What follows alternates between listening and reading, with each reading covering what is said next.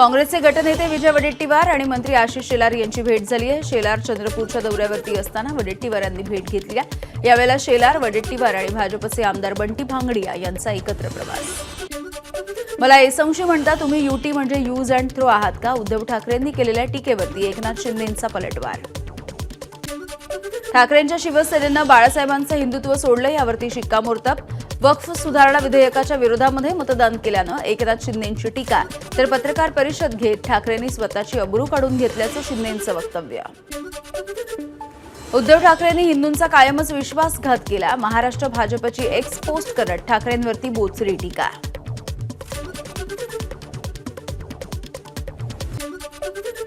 लोकसभेच्या पाठोपाठ राज्यसभेमध्ये सुद्धा वक्फ सुधारणा विधेयक मंजूर झालंय। आता स्वाक्षरीसाठी राष्ट्रपतींकडे पाठवले जाईल।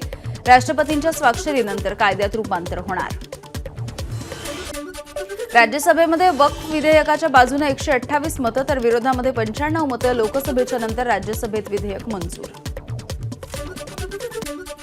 वक्फ बोर्ड सुधारणा विधेयकाच्या मतदानाच्या वेळेला शरद पवारांची अनुपस्थिती, महत्त्वाच्या विधेयकाच्या वेळेला पवार अनुपस्थित। अजित पवारांच्या राष्ट्रवादीमधल्या मुस्लिम नेत्यांची वैचारिक अडचण, खासदार सुनील तटकरेंनी वक्फ सुधारणा विधेयकाच्या बाजूने मतदान केल्यामुळे अडचण झाली आहे। पक्षामधील अल्पसंख्याक विभाग तसंच इतर मुस्लिम नेते अजित पवारांची भेट घेतील। मतदानाच्या वेळेला राज्यसभेमध्ये चुकीच्या जागेवरती बसल्यामुळे विरोधकांचं एक मत हे अवैध ठरलंय। तृणमूलचे सुब्रता बक्षी यांनी इतरांच्या जागेवरती बसून मतदान केलं। केंद्रीय राज्यमंत्री रामदास आठवलेंची वक्फ विधेयकावरती कविता, हम किसी को नहीं जाएंगे शरण क्योंकि मायनॉरिटी मिनिस्टर है रिजिजू करण, असं म्हणत आठवलेंची मजेशीर कविता। मणिपूरमध्ये राष्ट्रपती राजवटीच्या अनुमोदनासाठी पार पडलं मतदान, त्यानंतर मंजुरी। पहाटे 4 वाजेपर्यंत राज्यसभेचं कामकाज। गृहराज्यमंत्री योगेश कदम आज बीड आणि जालना जिल्ह्याच्या दौऱ्यावरती। योगेश कदम घेणार देशमुख कुटुंबियांची भेट, यावेळेला शिवसेना नेत्यांच्या भेटीगाठी सुद्धा घेणार। बीडमध्ये सतीश भोसले उर्फ खोक्याला वनविभागाच्या कोठडीमध्ये मारहाण झाल्याचा वकिलांचा दावा। खोक्याचे फोटो सोशल मीडियावरती व्हायरल, वकिलांना केलेल्या दाव्याच्या नंतर खोक्याला न्यायालयीन कोठडी। अंजली दमानी यांनी घेतली मनोज जरांगेंची भेट, सरपंच संतोष देशमुख हत्या प्रकरणाच्या तपासाच्या संदर्भात चर्चा झाली आहे। परभणीमध्ये नवनाथ वाघमारे यांनी घेतली दिवंगत सोमनाथ सूर्यवंशी यांच्या कुटुंबियांची भेट। सोमनाथ सूर्यवंशी प्रकरणामधील आरोपींना एकनाथ शिंदे वाचवत असल्याचा गंभीर आरोप। प्रशांत कोरटकरची कोल्हापूर जिल्हा सत्र न्यायालयामध्ये धाव, कोल्हापूर जिल्हा कनिष्ठ न्यायालयाने फेटाळला होता जामीन अर्ज। कोरटकरच्या जामीन अर्जावरती आज सुनावणीची शक्यता। बीड जिल्ह्यामधील 1282 पैकी 339 जणांचे शस्त्र परवाने रद्द झाले आहेत। काही शस्त्र परवानाधारकांचा मृत्यू तर काहींना गरज नसताना शस्त्र दिली गेली, याचं कारण। पुण्यामधील दीनानाथ मंगेशकर हॉस्पिटल प्रशासनाच्या मुजोरपणामुळे गर्भवती महिलेचा मृत्यू। उपचारासाठी हॉस्पिटल प्रशासनानं केली होती 10 लाखांची मागणी। पुण्याच्या मंगेशकर हॉस्पिटलमध्ये गर्भवतीचा मृत्यू, मीडियामध्ये येणाऱ्या बातम्या या अर्धवट असून प्रकरणाची चौकशी केली जाईल, जनसंपर्क अधिकाऱ्यांची प्रतिक्रिया। याच घटनेचा सुप्रिया सुळे यांनी निषेध केलाय आणि संताप व्यक्त केलाय। सरकारकडे सखोल चौकशीची मागणी केली आहे, तर राज्यामधल्या सर्व रुग्णालयांना तातडीच्या उपचारांसाठी स्पष्ट निर्देश देण्याची गरज असल्याचं मत। पुण्यामधल्या घटनेवरती खासदार अमोल कोल्हे यांची संतापजनक अशी एक्स पोस्ट, अक्षरशः लज्जास्पद आणि माणुसकीला काळिमा फासणारी घटना, संबंधितांवरती कारवाई करण्याची कोल्हे यांची मागणी आहे। पुण्यातल्या काही रुग्णालयांच्या कामकाजामधल्या त्रुटींमुळे त्यांच्या परवानग्या रद्द करून दंड लावण्याची आवश्यकता आहे, रुपाली ठोंबरे यांची मागणी। न्यू इंडिया बँकेतल्या 122 कोटींच्या घोटाळ्याचं प्रकरण, बँकेचे माजी अध्यक्ष हिरेन भानू आणि गौरी भानू फरार घोषित। या प्रकरणी आतापर्यंत 8 आरोपी अटकेत।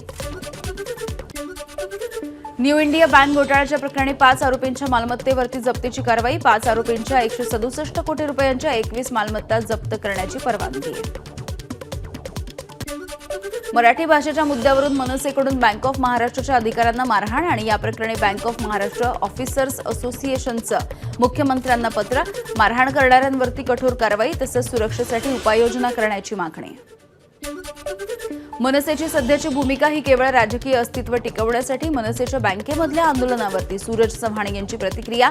याआधी देखील बँकेमध्ये अनेक भाषा बोलल्या जात होत्या, मात्र मनसेला आता जाग आली आहे का, चव्हाण यांचा सवाल. नवी मुंबईमध्ये सिडकोकडून घर विक्री करण्यासाठी खासगी सल्लागार कंपनीला 670 कोटी रुपये, तरी सुद्धा घरांच्या विक्रीमध्ये अपयश आणि या प्रकरणी चौकशीची काँग्रेस आणि मनसेची मागणी. गोरेगाव पश्चिमेमधल्या सिद्धार्थनगर सहकारी गृहनिर्माण संस्थेच्या पुनर्वसन प्रकल्पातील 663 घरांसाठी आज सोडत होईल. 7 एप्रिलपासून घराचा ताबापत्र द्यायला सुरुवात. मुंबईतल्या अंधेरी पूर्व पश्चिमेला जोडणाऱ्या गोखले उड्डाणपुलाचं काम अंतिम टप्प्यात. 15 मे पर्यंतची मुदत. मेट्रो 2B च्या कामामध्ये हलगर्जीपणा केल्यामुळे कंत्राटदारांना 1,39,00,00,000 रुपयांचा दंड. MMRDAची कारवाई. मध्य रेल्वेचा शनिवारी रात्रकालीन ब्लॉक. बदलापूर स्थानकांच्या दरम्यान नवीन पाईपलाईन पुलाच्या बांधकामासाठी विशेष ब्लॉक असेल. पुणे लोणावळा मार्गावरती 6 ते 8 एप्रिलच्या दरम्यान 3 दिवसांचा मेगा ब्लॉक. मध्य रेल्वेवरच्या लोणावळा मळवली विभागामध्ये उड्डाणपुलाच्या कामासाठी ब्लॉक असेल. मुंबईमध्ये क्लीनअप मार्शलची सेवा आजपासून बंद आहे, मात्र अस्वच्छता पसरवणाऱ्यांवरती पालिकेच्या पथकाकडून कारवाई सुरूच राहील. सिंहस्थ कुंभमेळ्याच्या पार्श्वभूमीवरती नाशिक मनपाचा मोठा निर्णय. पालिकेमधल्या 25 विभागामध्ये ई-प्रणाली प्रक्रिया सुरू होणार आहे. वनमंत्री गणेश नाईक यांच्या अध्यक्षतेखाली आज जनता दरबाराचं आयोजन. नवी मुंबईच्या वाशी इथल्या विष्णुदास भावे नाट्यगृहामध्ये जनता दरबार होईल. अजित पवारांकडून सत्तेचा गैरवापर. साखर संघाचे माजी अध्यक्ष पृथ्वीराज जाचक यांचा गंभीर आरोप. इंदापूर तालुक्यामधील छत्रपती सहकारी साखर कारखान्याच्या निवडणुकीसाठी उपमुख्यमंत्र्यांकडून दबाव असल्याचाही दावा. पर्यावरण मंत्री पंकजा मुंडेंनी वैद्यनाथ ज्योतिर्लिंगाचं दर्शन घेतलं. यावेळेला आई आणि मावशी सुद्धा उपस्थित होत्या. पर्यावरण मंत्री पंकजा मुंडे यांनी यशस्वी निवासस्थानी नागरिकांसोबत संवाद साधला आणि त्यांच्या समस्या त्वरित सोडवल्या. यवतमाळच्या ठाकरेंच्या शिवसेनेच्या पदाधिकाऱ्यांचा शिंदेंच्या शिवसेनेमध्ये पक्षप्रवेश. संजय राठोड यांच्याकडे व्हिजन असल्याचं सांगत त्यांच्यासोबत जात असल्याची पदाधिकाऱ्यांची प्रतिक्रिया. एसटीच्या जाहिरातींचं उत्पन्न 100 कोटी रुपयांपर्यंत वाढवा. परिवहन मंत्री प्रताप सरनाईकांचे निर्देश. महाराष्ट्रामध्ये राज्य रस्त्यांसाठी केंद्रीय रस्ते पायाभूत सुविधा निधीमधून 1,994 कोटी रुपयांचा निधी मंजूर. नितीन गडकरींची माहिती. घरकुल लाभार्थ्यांना गाळ, माती आणि मुरुम आता मोफत मिळणार आहे. महसूल विभागाचा महत्त्वाचा निर्णय आहे. गेल्या 2 दिवसांपासून ढगाळ वातावरणामुळे मुंबईमधलं कमाल तापमानामध्ये घट होण्याचा अंदाज आहे. मुंबईकरांची उन्हाच्या चटक्यापासून काहीशी सुटका होईल. नाशिकला अवकाळी पावसाचा फटका बसल्यामुळे सातपूर फिडर सबस्टेशनमध्ये बिघाड झालाय आणि दुरुस्तीसाठी आता पाणीपुरवठा पूर्णपणे बंद ठेवला जाईल. नंदुरबार जिल्ह्यामध्ये अवकाळी पाऊस आणि गारपिटीमुळे मोठं नुकसान. शेतकऱ्यांच्या बांधावरती जाऊन आमदार शिरीष नाईक यांनी पाहणी केली आहे. नाशिकमधल्या मालेगावमध्ये गारपीटग्रस्त शेतजमिनीची प्रशासनानं पाहणी केली आहे. पंचनामे करून अहवाल शासनाला सादर करण्यात येणार आहेत. धुळ्यामध्ये अवकाळी पावसामुळे शेतकऱ्यांचं नुकसान झालंय. गहू, हरभरा, मक्यासह फळबागांचं मोठं नुकसान झालंय. बीडच्या आष्टी तालुक्यामध्ये गारपिटीसह अवकाळी पावसाची हजेरी. शेतकरी विष्णू वाडेकर यांचं काढणीला आलेलं 11 एकर कांद्याचं पीक भुईसपाट.